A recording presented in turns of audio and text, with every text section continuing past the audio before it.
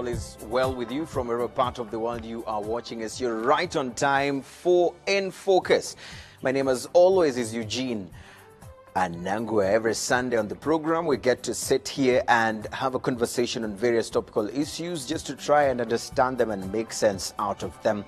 Tonight on the program, we are focusing on the conversation on the 88-year-old judge who is called Theodore Meron. Of course, the question is, can this man, Theodore Meron, be stopped?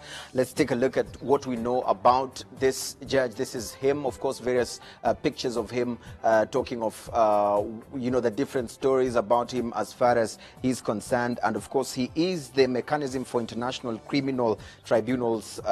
He's actually the president of that particular tribunal.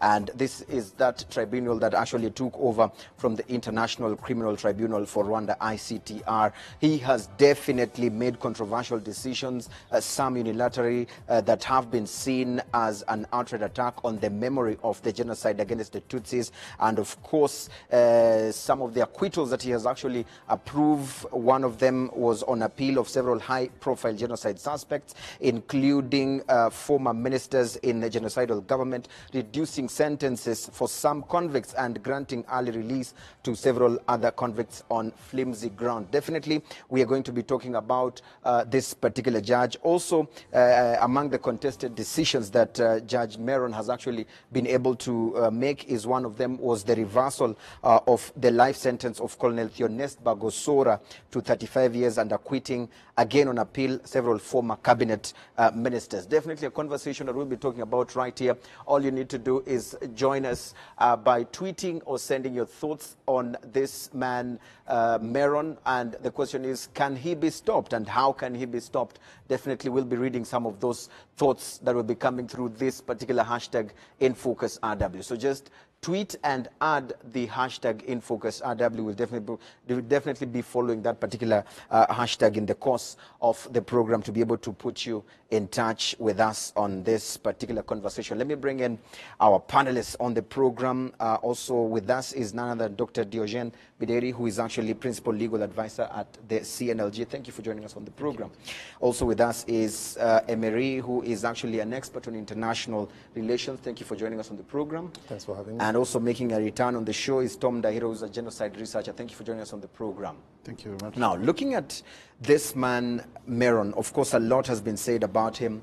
What we know right now, which is actually making rounds, is the fact that Hassan Ngeze, who was the editor of a newspaper, Kangura, that actually routinely dehumanized and incited violence against the Tutsis, may be released by this man over his application for early release. And the question that we have here is that the complaints that have been made by various lawyers and many others, including locals here in Rwanda, those on social media, they have that feeling that Judge Meron will actually accept this request by Hassan. And I want to understand from you, Bideri, why is it that we have this feeling that he may actually accept this even before that decision has come? I think before the Hassan Ngeze made his request, other cases were handled by Judge Meron in a way of accepting the request, and the acquittal or the commutation of sentence or RREs were granted to all prisoners. And I think also in the case of Ngeze or Dominique Nhakwiriayo and the Aris Simba, he acted as he has always acted. Right. So this is the feeling. Even if they are today, the situation is a little bit different because he's seeking, because it's at the end of his mandate. So seeking another mandate, then he could be a little bit different or act differently as he has always acted. Been acting. Yes. Right. We will dig a bit deeper into his mandate and why, Association of Rwandan Survivors of the Genocide Against the Tutsis do not want him to be given another chance at this body. But Emery, aren't we preempting, aren't we worrying over something that hasn't happened yet? I just want to read your thoughts on why we have this fear, sort of, that Judge Meron would say yes to the request of Hassan Ngeze and his Thank you, Eugene. Probably at some point, I think I'll try and allude to what my good colleague and good friend, Dr. Videri, has just said, and which, well, when put into context, makes a lot of sense. But my take actually would start from the standpoint that, first of all, before I even say or think that maybe I have a concern, the best way to approach a situation is actually probably gathering intel on this particular person. So who is this so-called Judge Theodore Meron? So well, let's accept some facts, whether we like it or not, because that's the way things are. He's an octogenarian, as you well put it earlier in the show. And being 88 years old, well astutely decorated as far as academically standpoints are concerned, well versed with legal frameworks and legal mechanisms, to the extent that I don't want to preempt the aspect that actually he has got into a comfort zone where he thinks he becomes the next king as far as legal implications are concerned. But coming back to the standpoint of where my country is, and probably even the former Yugoslavia scenarios, I would want to believe that actually there is concern. There is concern because quickly taking you back, and maybe these are things we can dig later. If you're looking at two gentlemen in the names of Ferdinand Ahimana and some so-called Rukundo priests, the Catholic priests. Interestingly enough, these are people by 2013, I think, whether they were handed over the arrest and everything. But at the end of the day, my concern would be, why are they going to be acquitted? Right. And they are in Mali, in a place called Kolikuro prison. When you look at that, because sometimes, you know, international law is international law, but sometimes it becomes amorphous and porous. So, but it doesn't mean that as a sovereign state as Rwanda, we don't have our position. Right. Yes. So the question then would be, because everything is being looked under the premises and the pretext or the frameworks of the MICT, Mechanism of International Criminal Tribunals. So I wouldn't presume that actually, on maybe my seniors here and good friends would also come in and maybe give in some light, but I wouldn't presume that they would look at it from a national law, which is the Mali customary law. Maybe they gave in the place. The place for them to be. But again, I would be expecting that particular international law could be looking at what exactly are the precepts and the legal frameworks to be followed before we rush into making conclusions. Tom, lawyers, many others, are actually expecting that Hassan Ngeze, his early release request will be actually granted by Judge Meron. Aren't we jumping or crossing the bridge before we even get to it? Are we preempting? Why do we have this fear that this judge will actually accept this request by Hassan Ngeze? Well, my opinion has been that Ngeze will be released. For me, Ngeze Hassan was a mere tool. He's a criminal, but the criminal mind was driven by the Nahimanas. For people who know Hassan Ngeze, was not an ideologue of genocide. The ideologues of the genocide are the Nahimanas. From the information, verifiable information you have, most of the articles that were published in that magazine called Kangura were written and even edited to the last point of publication by other people who were not him. If you can release Ngeze Hassan, if you can release Nahimana, if you can reduce the sentence, to begin with, the sentence of Nahimana was reduced from life to 35 years. And so was Bagosora. So here you're talking about the Rwanda's Goebbels and Rwanda's Himmler. If I would just grasp the context of the Nazis. Right. Hassan Ngeze is not even the caliber of Julius Streicher. Julius Streicher was educated, but of course was full of hate. He was a prolific writer, just like his boss Hitler. But if you look at Article 151 of the rule number 151 of the MICT, which talks, among other things, conditional about the releases, early releases of prisoners. The first thing they talk about is to consider the gravity of the crime of that person. Mm. This has never been a condition. Mm-hmm. In early 2016, the prosecutor for MICT, by then Bakar Jalo, wrote to Meron, asking him to stipulate the conditions for early releases. Mm-hmm. So far the problem has been, for me I know the releases will be there, but the prosecutor and some judges were asking him to set conditions. Right. Mm. So you are just releasing thugs who are terrible criminals without any condition. Guidelines. Yes. Mm-hmm. Without any condition. No, the issue is condition. Mm. There has to be condition. Mm. You don't just release. What if Nahiman today, because he's not quite old, he's not a senior or advanced octogenarian like Meron? Do you mean this guy? Because if you look at what I've just got several correspondences between the judges and the prosecutor of MICT. What if Nahimana is released and is employed as an academic?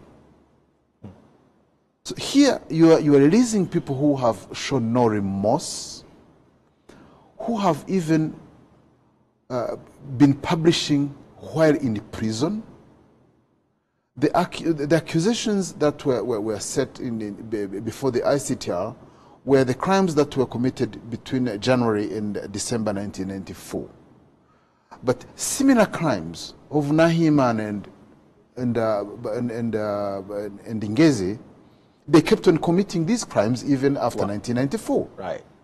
So here you're talking about seasonal, well, not seasonal, but serial genocidaires who are remorseless and whom are considered as just as good boys all of a sudden. Because one of the things which is supposed to be considered by the president of the MICT is a good conduct of a prisoner. And they have all not shown that. And they all have not shown anything like that. Right. Let me come back to Dr. Bideri, because the survivors of the genocide against the Tutsis have actually urged the United Nations to not renew the contract of this judge, Theodore Meron, when it comes to an end. And, you know, what rings to mind is actually the process, because we've seen even hashtags have been created, Stop Meron. And I want to hear from your legal point of view, what, apart from these statements that we see on the media and the hashtags we see on social media, what are the legal processes that have been put in place that would actually stop Meron?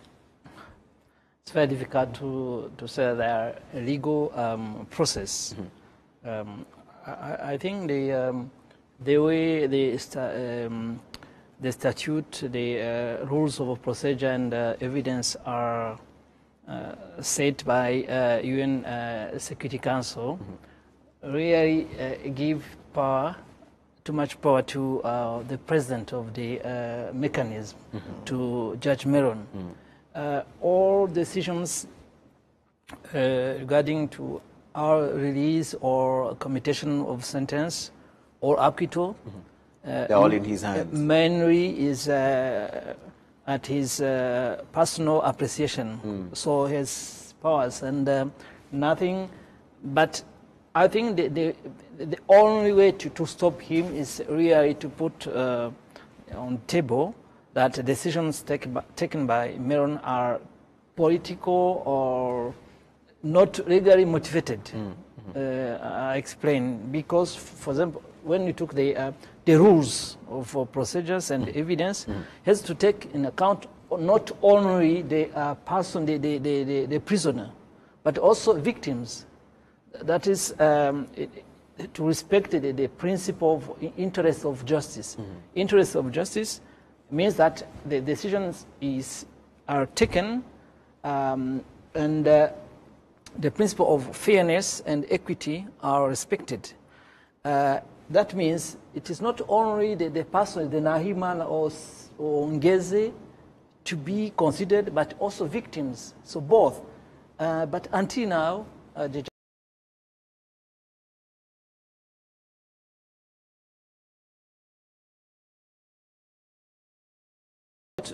the government of Rwanda is doing now is to show that this person has, until now, taken decisions not controversial. They are wrong decisions because really not based on law. I can give an example. Since he took the lead as president of the court, is not considering for them the gravity of the offense. That Tom was trying to show that those are the mastermind of the genocide. So the gravity of a crime for him is not nonsense. But in the statute and the rules, he has to consider the gravity of the crime and the role played by the person. But he didn't take into account this and the gravity of the crime in appreciation of the eligibility of the person to be released, for example. For him, it's not only, it is only what he thinks, what he wants. And before him, because other judge could consider, for them, the gravity of the crime and say that the person cannot be released because of this gravity of the crime, then the condition was not the 2/3, but the 3/4. But when he came, he changed everything.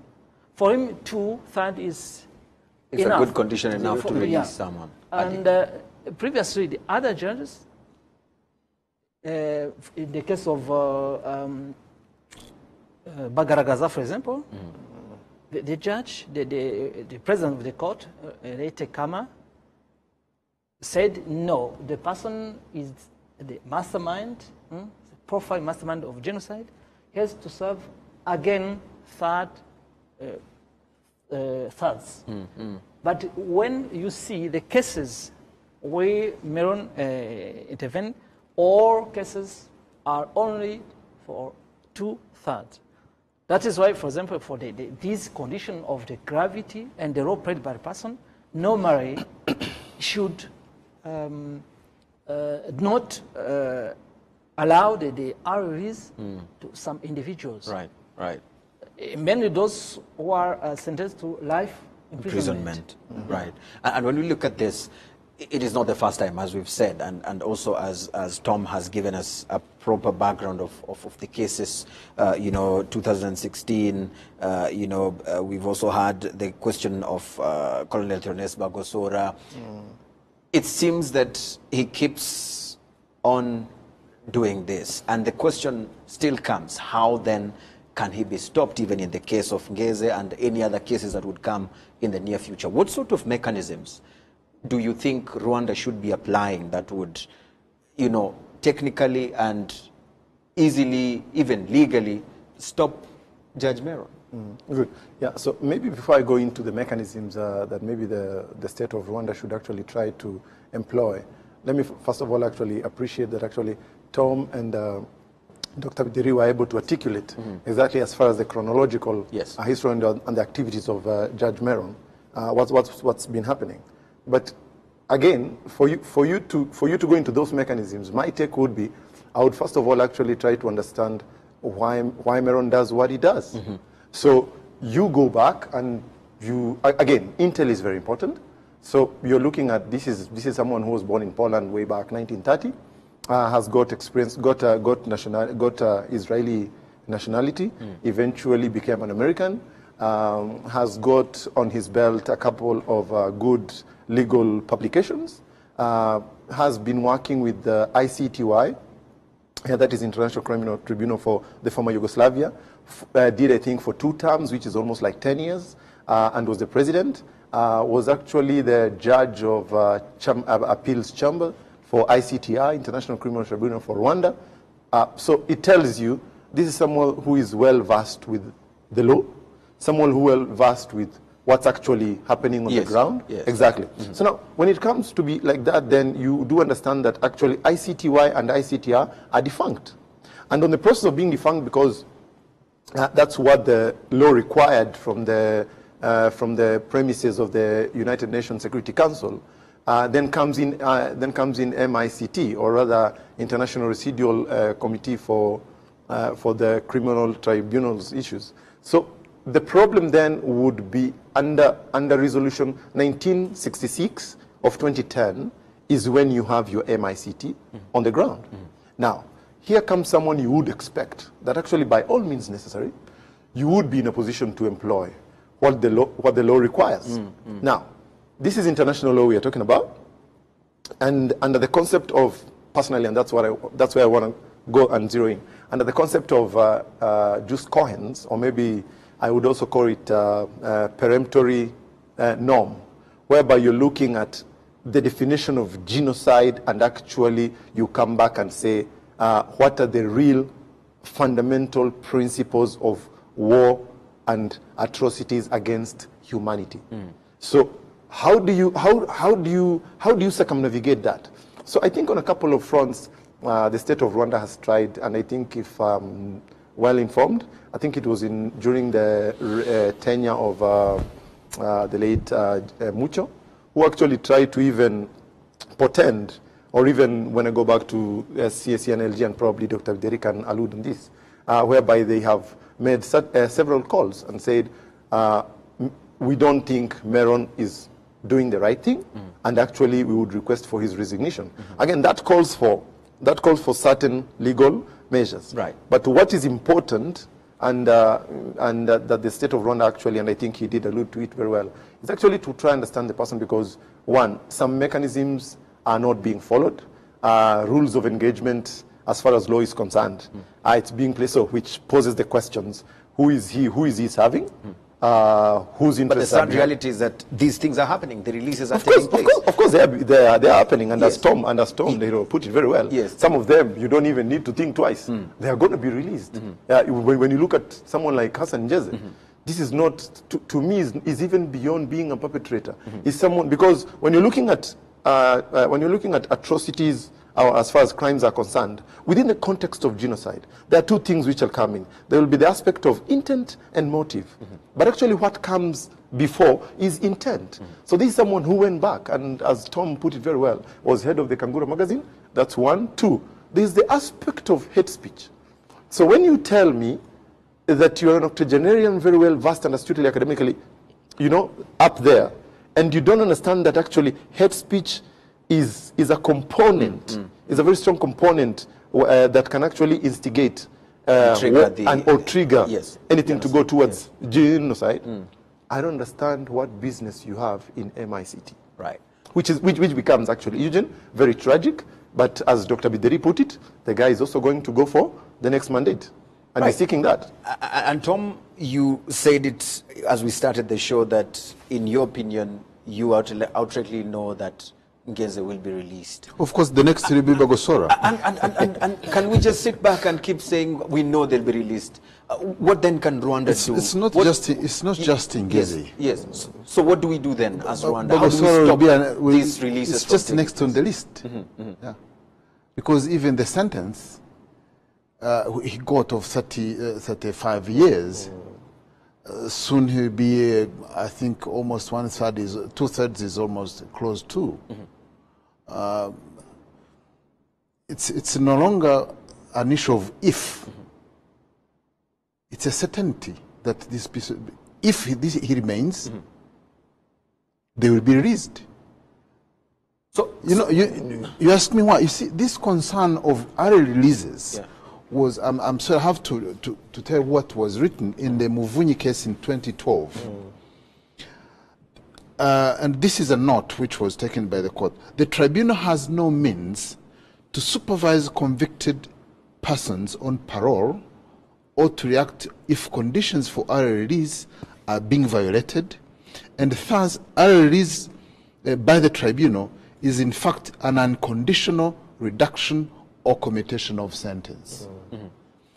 And then when Jaro, in his note, there is a memorandum of the 3rd February 2016. On the third paragraph, he writes, while the availability of a sentence review framework reflects international standards, the current practice of irrevocably reducing prisoners' sentences is inadequate, in addition to provoking outrage among victims and affected communities, undermining public confidence in the administration of justice. And this is what Bidero was saying. Early releases by way of an unconditional reduction of sentence departs from domestic and international practice. You see? So if you break that down, so where do we move? Here, one of the outrage was an early release, his early release of Stanislav Galvich, the one who, those who killed the Muslims. He said, how do you release these people without considering the plight of the victims and their feelings? You just look at Bagosora as someone who held a rosary in prison, and he's praying, but he never said anything to admit that what he committed was a crime.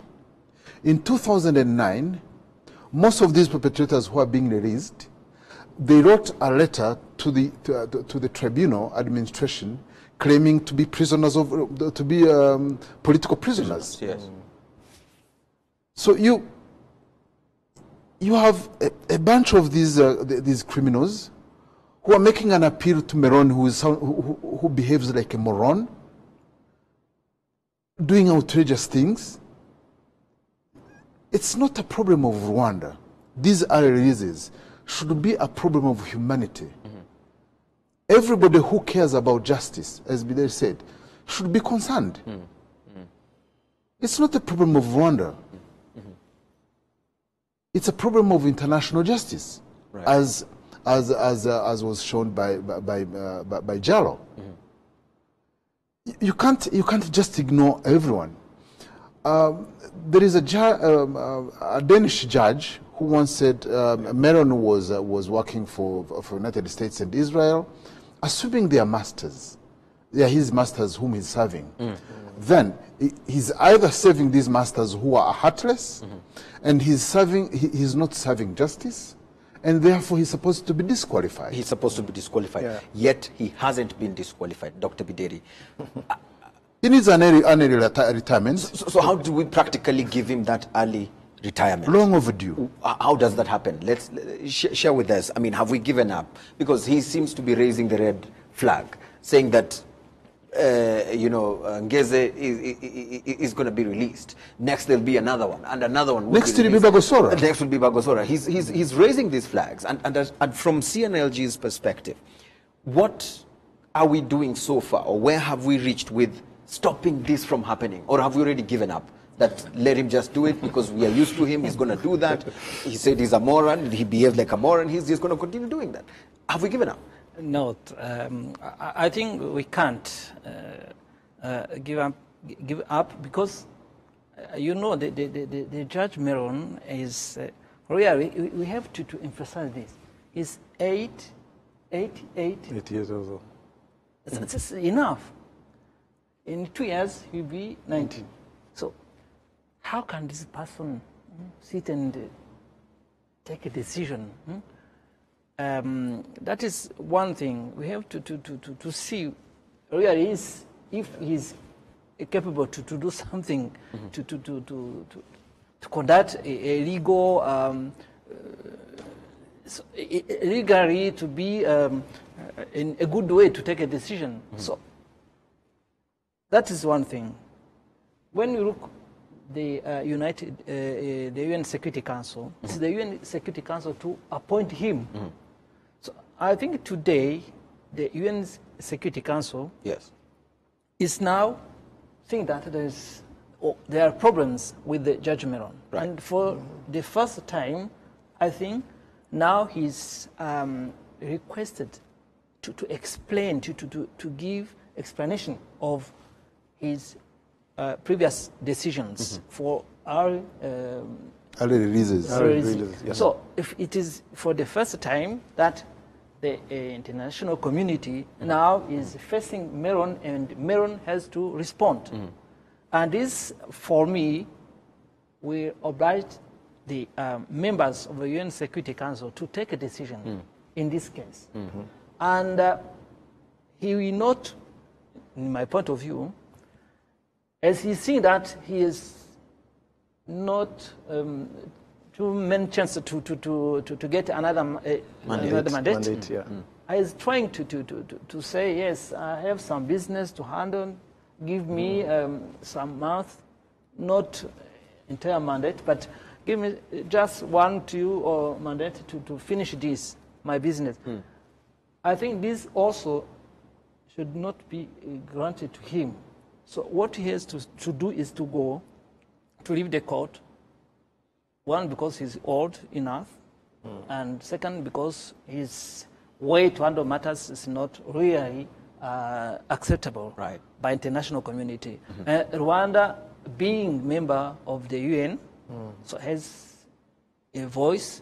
Even Rwanda is not member of the UN Security Council, but we have the obligation to protect the Rwanda, the government or the Republic of Rwanda as nation has to protect the population, but also to protect legally the population. Here I want to say legally to protect not only perpetrators, because perpetrators also have their rights to serve their sentence and to be reintegrated after they serving their sentence, but also to protect the interests of victims. That is an obligation for a state. And what Rwanda is doing now, I think it is to put the question at the top. So the UN Security Council to sit and decide. So that pressure now can come from there. Emery, from an international relations point of view, he says for the first time in so many years, the UN Security Council now is questioning his decisions.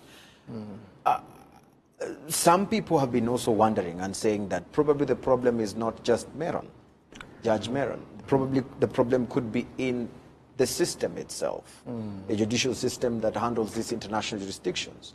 And why would it take that long after all those acquittals, all those releases, early releases, and even the ones that he says could be happening very soon? Why would it have taken all that time for the members of the UN Security Council to start saying, you know what, can we start questioning these releases? Can we start questioning this guy? Can he start being accountable? Why all this long? Thanks.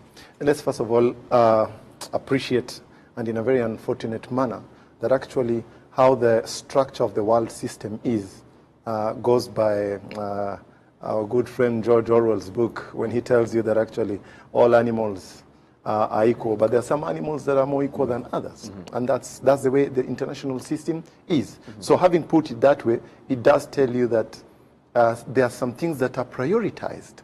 So in so calling the states animals, those other big animals prioritize what is important and probably what is not important. In 1994, let's go back, unfortunately, Rwanda was not important at the international arena. Okay? But this year we are, 24 years, and some things have happened.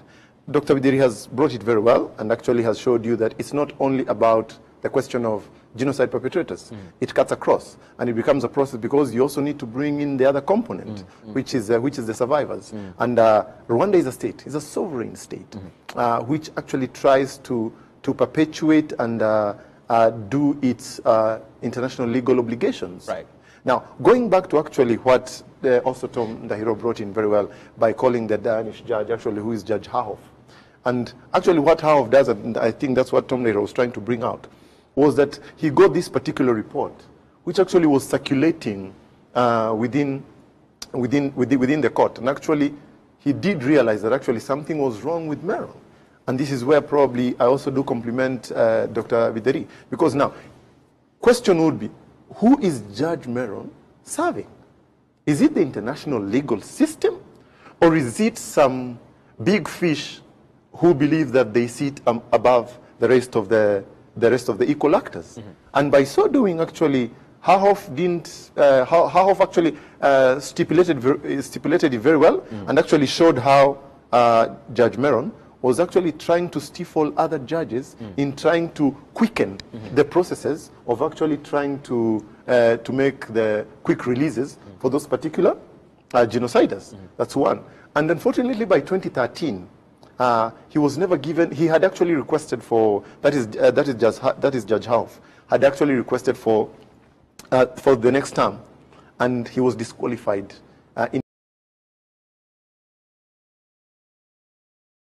So that's one. So when you go to that, it does tell you that actually at the international system, it's not just all about these legal frameworks. It's actually the structure and the framework of how the legal system is. And you're not going to go away. Start by, let's just, a case in point. United Nations Security Council is made up of 15 members, 10 non-permanent members, 5 permanent members.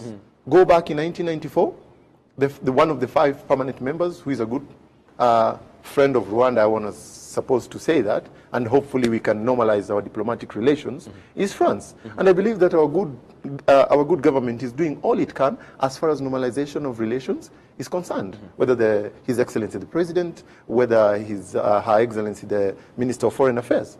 But the question would be, you need to be, and I think that's what our government has been trying to try to foster.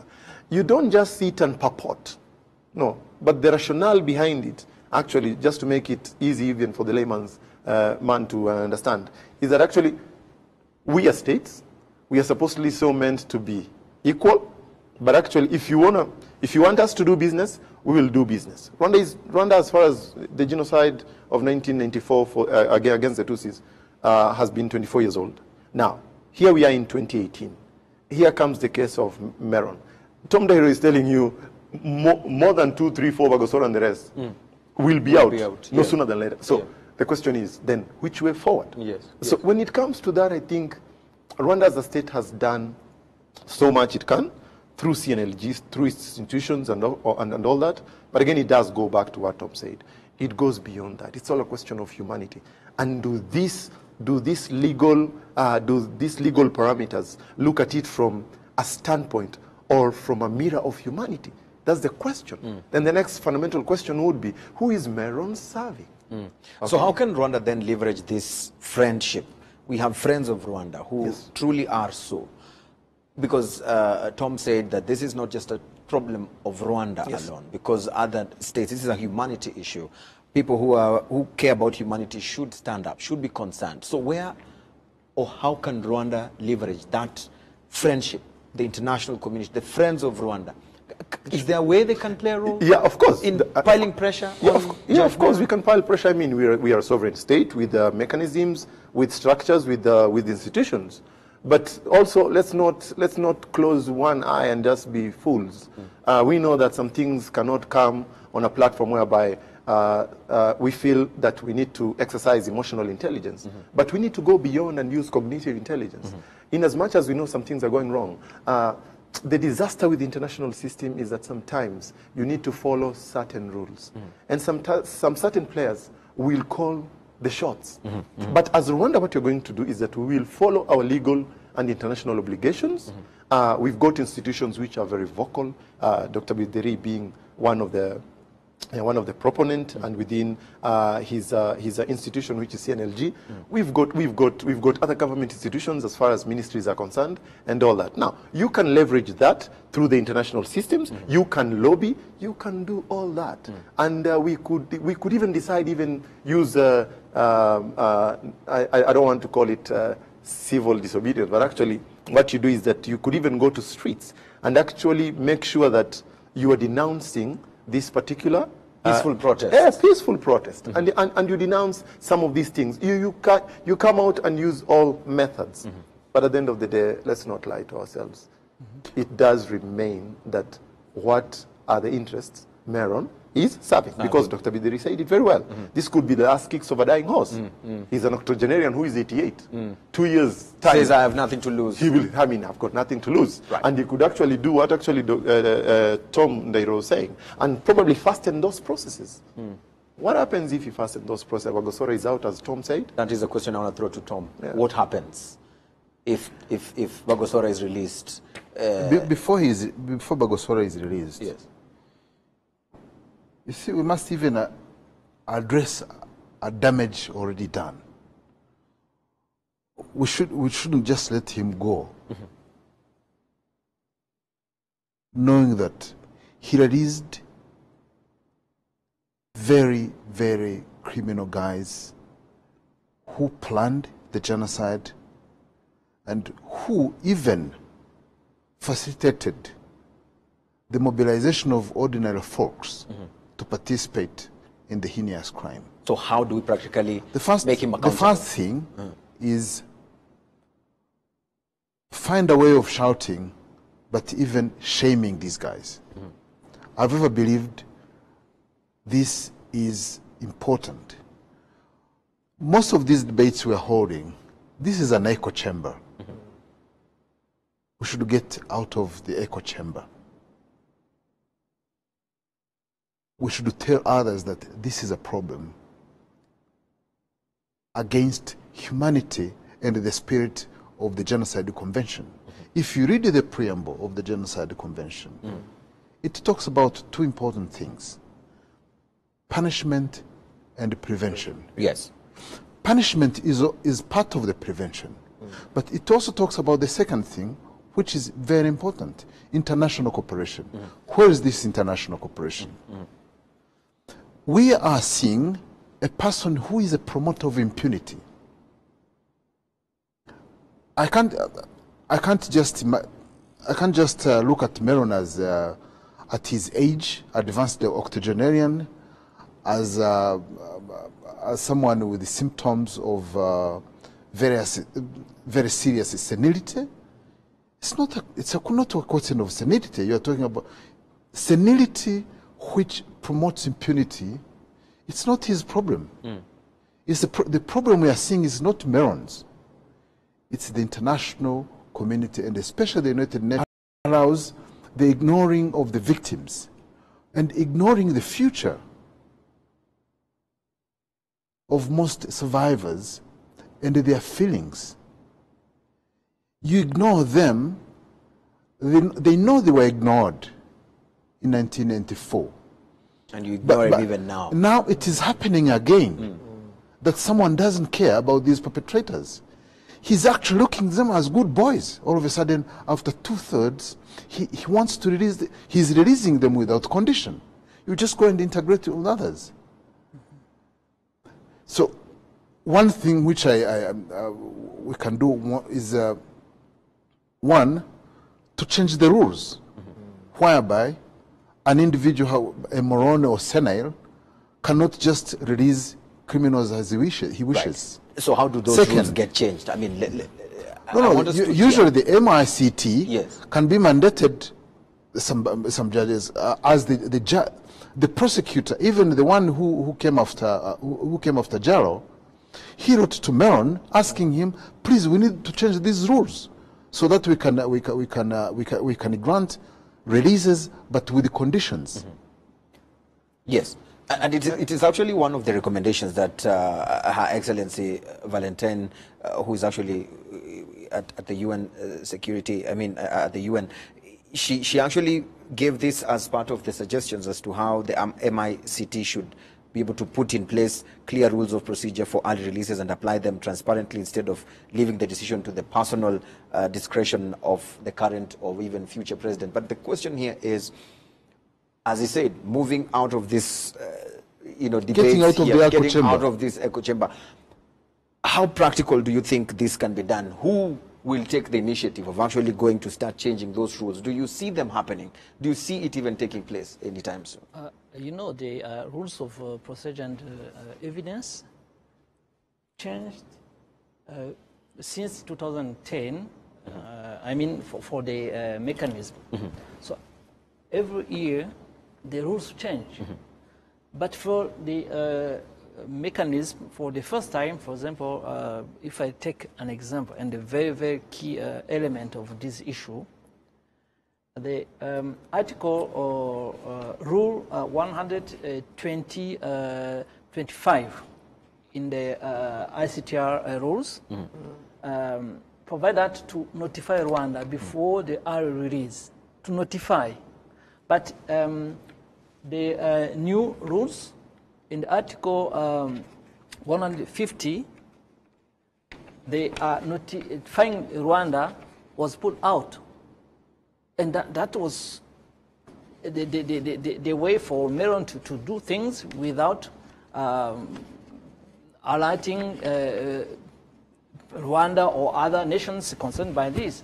So, and when you request for them, for Meron to explain why Rwanda was not notified and why those rules were changed, today he can say, yes, it is not me. I received the rules from the UN Security Council, but it is not true. He was behind this, not to notify Rwanda, but to do his business, ignoring Rwanda. So how do we move forward from these suggestions that have been made for the notification issue, these questions that you're raising? So how do we bring back Rwanda or any other states to be notified first before these releases, these early releases, or these decisions on early release are taken or done? I think since Rwanda is concerned by this, because we have Rwandans who are convicted for genocide and they're serving their sentence, Rwanda should also, so to notify Rwanda, has to appear in the rules. One thing. And also the nations, the states, where those persons are serving their sentence, Mali and Benin, have also to be notified and to be part of the process. Because really, when you say... but that one is in Rule 151. The states will be where they are, but they removed Rwanda. Yes, but what I mean is it can be here, but since Mali is not aware of the yeah, of course. Then it presents. Yes, because the states have to play a very key role in our release. But let me say something about Meron. You know, Meron is equivalent with his thinking. Meron say that he's not, he doesn't agree with the principle of common responsibility. So for the individual criminal responsibility, you have to see if it's direct or indirect responsibility. Right. He said that, no, for him, no. This principle for him doesn't apply. Yes, doesn't apply. So that means that all the masterminds of genocide now are released because for him, I think, he thinks that they are not, the role they played is not important. And that is one. And secondly, when we think about Meron and we see his background, is someone who is in good position to understand well how those persons have to serve their sentence. So you feel that this is a deliberate move by Meron to Yes, just I think let these people go? Yeah, because it is what my colleague was trying to say. When you take the decisions at international level, you see what happened in 1945 with the Nuremberg tribunals. All masterminds were convicted to death penalty. and the sentence was executed. Immediately. Immediately. But not all SS or members of Gestapo were sentenced to death penalty. So the members of the government, of the army, and so on, those have to serve their sentence, regardless of something like this. But as it was in the Nuremberg cases, but why Rwanda today? Why Bagosora should go out?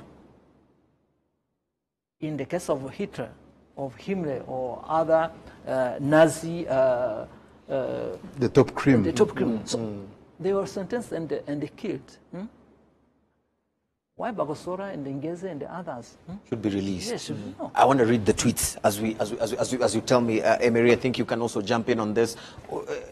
Tom has said that we should leave. We should get out of the. You said The engine chamber, echo chamber. Yeah. The echo chamber. Yeah. Let's get off. I think that also means the hashtags. We move away from the hashtags as well. Yeah, they stop Meron. And stop Meron practically, physically, and everything in every other way. But I want to hear from you. What do we do if all this falls on deaf ears? There've been the proposals on the recommendations on the inclusion of the countries concerned before these decisions are made. What if these recommendations fall on deaf ears? What do we do? As I go through the tweets very quickly, just talk to us. You can go ahead and tell us. What do we do? So actually, as you're doing that, there's something actually my good friend Tom actually brought to me, and actually he just shared it to me. I was just reading it, and actually it's very interesting in terms of like one. If it's Ngeze, let's say for example Ngeze and Bagosora actually get released, one aspect that actually should come to mind is that actually don't think that they'll just leave like that and come and integrate instantly, probably, if I got you well, Tom. But actually one thing that is going to be part of it is actually these guys are going to be protected. They are going to be protected and they will be in an issue because you actually, if I got it right, is that you're protecting the prisoners who have been acquitted. But me thinking that way also gives me hope somewhere because that actually these things are not right and something can be done because I think that's where you're trying to... what can be done? Yes. You're trying to push me. If you go to Article 6, paragraph 2, actually does tell you that actually in as much as this mechanism it's a residual process because it does tell us that the crimes against humanity, especially within the context of genocide, are there. And 10, 20 years now, we do see that some perpetrators of the Holocaust, we still do get some. And actually some certain actions are taken. So even for Rwanda, the case is going to be the same. So this is going to be an open ground. But actually going back would be, MICT stipulates well from the statute, actually that it is something that we can continue checking over and over, but we can go back and review what MICT, whether MICT is relevant or not. And that's where the state of Rwanda comes in, I think, and I think Dr. Bideri was trying to... And even if we review that and find that it is not relevant or something, how do we turn back the arm of the clock and bring back these people who have already been released, as it says, within the next few... For sure, I can promise you this without reasonable doubt. The state of Rwanda will use all its resources, okay, within the institutions and mechanisms to make sure that it can make its voice heard at the international system. Right. That's one thing. Rwanda is a state, but as he said earlier, Dr. Bideri, what is the role of these other states? I mean, how do they perceive it? Who is instigating who? For what particular interest? So it's a cobweb. It's a cobweb of issues that just don't get done by just a flip of the finger. Right. Thank you. So as we keep reading those final thoughts, I want to read your thoughts as well on how can Meron be stopped? Can he be stopped, and how? This is definitely the question that we're asking ourselves. You share your thoughts with us, and we'll definitely be able to go through some of those tweets very quickly. Let me just read this one from Jay Mugabu. Says, unnecessary as it may seem to mention names, Judge Meron is not alone. This is a concerted effort in negating the genocide against the Tutsis and an attempt to save their image while justifying failure of the international community. That one there is well noted. I have one from Rudakemwa Nikki. Nikki says that Meron's actions should be investigated since they derail the efforts that have been made in serving justice to the victims, and also the judge should be replaced from his duties since he has failed to deliver according to the mandate and purpose of the mechanism. Thank you so much, Rudakemwa, for that. I have another one from Kim Kamasa here, and it says that denial is the 8th and final stage of any genocide, which is what Meron is doing. This hasty release of genocide convicts goes beyond Meron. It's a rot in the whole chain of international justice system. We have to stand up and fight these unlawful acts. Can we do this on our own as Rwanda? Can we make it as CNLG? Is this a fight we can win alone? And how do we pull in the others? Bideri. Yes, I think really the initiative has to come from us, Rwanda. from Yes. Rwanda, Yes. but, and see because it's a war, as Kim Kamasa said, it's denial, because this is denying justice. You say that genocide was committed, but now you are saying that nobody, so no responsibility. So that is a contradictory speech. Right. You cannot affirm that there was genocide, but Bagosora and his colleagues are innocent. Why can genocide happen if there's no one to commit it? So that is denial. Denying. Right. So the war against denial is a war which has to involve really Rwandans, but also friends of Rwanda. Right. And a person of goodwill, because really we have to together all our partners, our force to fight against, and to bring the war not only in local, but We take at it the outside, top, yes, from the echo outside. chambers. Yes. Thank you so much. We need to get our war out of these 4 rooms. Yes. And take it outside. Thank you so much. I'll take that as the parting shot on behalf of the rest, because I'm told time is up. We need to wrap up so that the news in English can actually come in. Definitely a great conversation that we've had right here. It should not stop in these 4 walls. The talk. Whatever we can do to be able to stop this, definitely it's something that needs to be done as soon as possible. As always, my name is Eugene Anangwe. Thank you for watching and thank you for being with us. The hashtag, as always, is InFocusRW. Let's keep talking. See you again. Thank you. Thank you. Amazing. Thank you. Thank you.